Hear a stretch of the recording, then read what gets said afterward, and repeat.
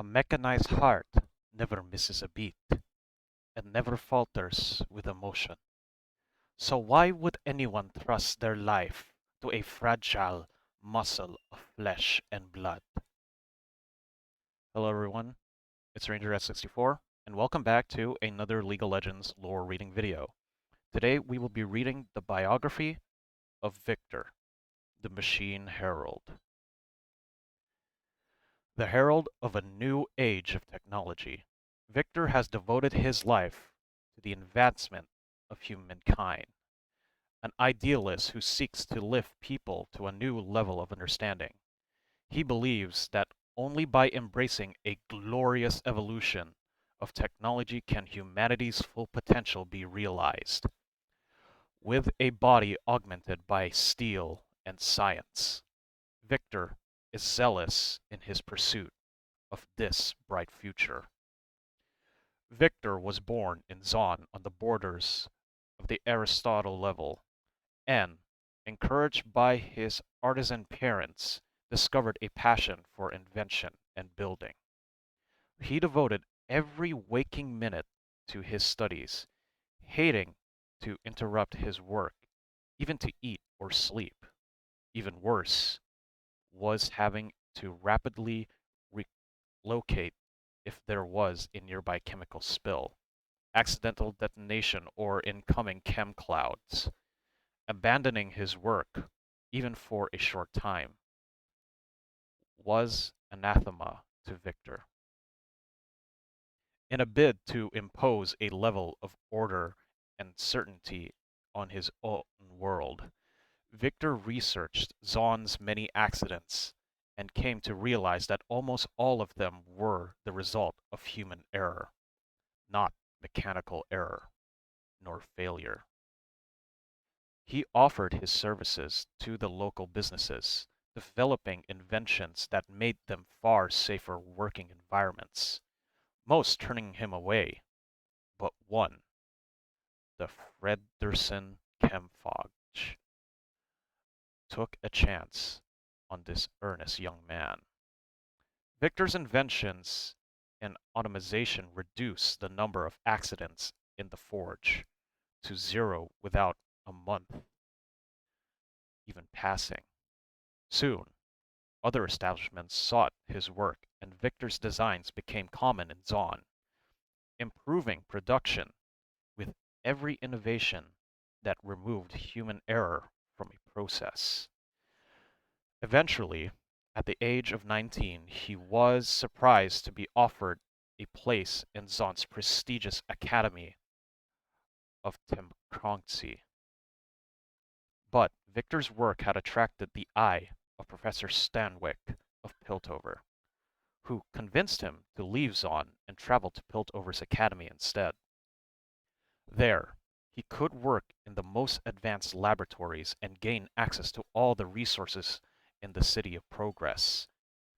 Thrilled to be singled out, Viktor accepted his offer and took up residence in Piltover, where he refined his craft and sought to perfect his theorems in ways that would benefit everyone. Viktor worked with Piltover's best and brightest, including an insufferable genius named Jayce. The two were equally matched in intellect, but where Viktor was methodical, logical, and thorough, Jayce was flamboyant and arrogant. The two worked together frequently, but never truly became friends. Often the two would butt heads over their perceptions of institution versus logic in the process of innovation. But a level of mutual respect developed as each saw the flawed brilliance in the other. In the midst of his studies in Piltover, a major chem spill devastated entire districts of Zon, and Viktor returned home to offer his help in the rescue efforts. By grafting a sophisticated series of cognitive loops upon existing automa technology, he crafted a custom-built golem, Blitzcrank, to help in the cleanup. Blitzcrank was instrumental in saving scores of lives and appeared to develop a level of sentience beyond anything Viktor had envisioned. Even the spill contained. Viktor remained in Zon to help those afflicted by the released toxins. With the golem's help, he attempted to use his temurnurical brilliance to save those whose lives had been blighted by the spill. Their attempt was ultimately unsuccessful in preventing more deaths, and the two parted ways. Though Viktor was distraught at the loss of life in Zon, the work taught him a great deal about the merging of human anatomy with technology and how mortal anatomy could be enhanced with technology. When Viktor returned to Piltover weeks later, it was to find that Professor Stanwyck had held a synopsis on Blitzcrank and presented Viktor's researches as his own. Viktor lodged formal complaints with the masters of the college, but his impassioned claims that he had designed Blitzcrank fell on deaf ears. He turned to Jayce to verify his claims, but his fellow student refused to speak up, further widening the rift between them. And the matter was decided in Professor Stanwyck's favor.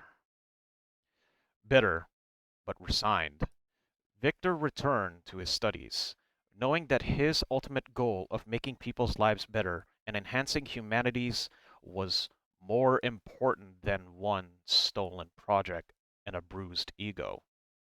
He continued to excel, finding ever new ways to eliminate human error and weakness from his work, a facet of his researches that came to dominate his thinking.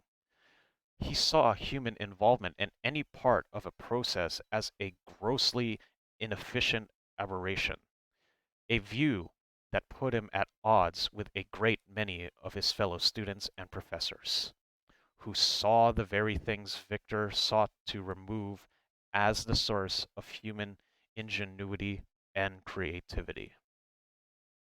This came to a head during a reluctant collaboration with Jayce to improve the dividing suits used to keep Piltover's docks clear of underwater debris and lingering chemical waste. Viktor and Jayce's enhanced suits allowed the wearer to go deeper, remain underwater for longer, and lift heavier weights.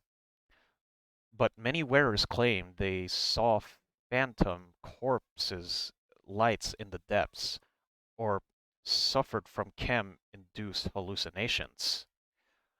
When divers experienced such symptoms, they panicked and often got themselves or their fellow divers killed.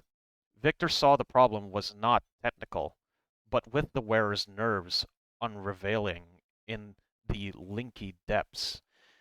He devised a chem-sunt helm that allowed an operator on the surface to bypass the wearer's fear response and effectively control the diver.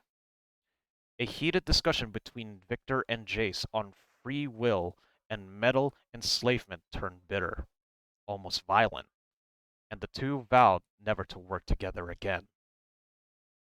Jayce reported the incident to the college masters, and Viktor was censured for violating basic human dignity, though, in his eyes, his work would have saved many lives. He was expelled from the college and retreated to his old laboratory in Zon, disguised by the narrow-minded perceptions of Piltover's inhabitants, alone in the depths. Viktor sank into a deep depression, enduring a traumatic period of introspection for many weeks. He wrestled with the ethical dilemma he now faced, finding that, once again, human emotion and weakness had stood in his way. He had been trying to help, to enhance people beyond their natural capabilities to avoid error and save lives. Revelation came when he realized that he, too, had succumbed to such emotions, allowing his naive beliefs that good intentions could overcome ingrained prejudice to blind him to human failings. Viktor knew he could not expect others to follow where he did not go first. So, in secret, he operated on himself to remove those parts of his flesh and psyche that reeled upon or were inhabited by emotions. When the surgery was done, almost no trace of the young man who had traveled to Piltover remained. He had supplanted the majority of his anatomy with mechanical augmentations, but his personality had also changed. His idealistic hope to better society was refined to an obsession with what he called the glorious evolution. Viktor now saw himself as the pioneer of Valorant's future, an idealist dream where man would renounce flesh in favor of superior hex-tech augmentations. This would free humanity from fatal errors and suffering, though Viktor knew it was a task that would not be completed easily or quickly. He threw himself into this great work with a vengeance. He used technological augmentations to help rebuild Zonites injured in accidents, perfected breathing mechanisms, and worked tirelessly to reduce human inefficiency by decoupling physicality from emotion. His work saved hundreds of lives, yet seeking Viktor's help could be dangerous, as his solutions often brought unexpected consequences. But if you were desperate, Viktor was the man you went to. Some in Zon, hearing fragments of his philosophy and seeing the successes of his work, saw him as a mesmeric figure. Viktor couldn't care less for them, viewing their quasi-religious cult as an aberration. Yet another reason to eliminate emotional phobos and the belief in that which could not be impartially proven. After a toxic event in the sumps saw hundreds of men and women in the factory would transform into rabid psychotics, Viktor was forced to use a powerful soporific to sedate the victims and bring them back to his labs to try and undo the damage. The toxins had begun to eat away portions of their brains, but Viktor was able to slow the degenerative process by opening up their craniums and employing machinery to slower filter their bloodstreams of poison. The technology available to him wasn't up to the task, and Viktor knew many people were going to die unless he found a way to greatly enhance his purgative machinery. As he fought to save these people, he detected a surge in Hextech energy from Piltover and saw immediately that this could give him the power he needed. He followed the powerful energy surge to its source, Jayce's lab. Viktor demanded Jayce to hand over the source of this power, a pulsing crystal from the Cereman desert. But his former colleague refused, leaving Viktor no option but to take it by force. He returned to Zon and hooked the strange crystal to his machinery, readying a steam golem host for each afflicted person in case their body gave out under the stress of the procedure. Empowered by the new crystal, Viktor's machines went to work, and gradually the damage from the toxins began to reverse. His work would save these people, in a matter of speaking, and had Viktor retained more than a fragment of his humanity, he might have celebrated.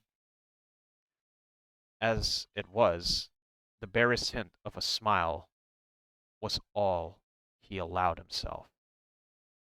Before the process could complete, a vengeful Jayce burst in and started smashing the laboratory with an energized hammer powered by hex crystal. Knowing an arrogant fool like Jayce would never listen to reason, Viktor ordered his automatons to kill Jayce. The battle was ferocious. The only ended when Jayce shattered the crystal Viktor had taken, bringing the entire warehouse down in an avalanche of steel and stone, thus ending the existence of those Viktor was trying to save. And for this, Jayce returned to Piltover, defeated as a hero. Viktor escaped the destruction of the laboratory and returned to his mission of bettering humanity by ridding it of its destructive emotional impulses. In Viktor's mind, Jayce's impotence attack only proven the truth of his cause and strengthened his desire to unburden humanity of the failings of flesh. Viktor did send chem-augmented thugs to raid Jayce's laboratory not long afterwards. This was, Viktor told himself, not for revenge, but to learn if there were any more shards of the Shuriman crystal he could use for the advancement of mankind. The raid was unsuccessful, and Viktor thought no more of Jayce. Instead, he intensifies his efforts to find ways in which humanity could be shepherded beyond their emotional weaknesses and brought into a new, more reasoned stage of their evolution. Such researches sometimes transgress the boundaries of what would be considered ethical in Piltover and Zon, but they are all necessary steps in brightening about Viktor's glorious evolution.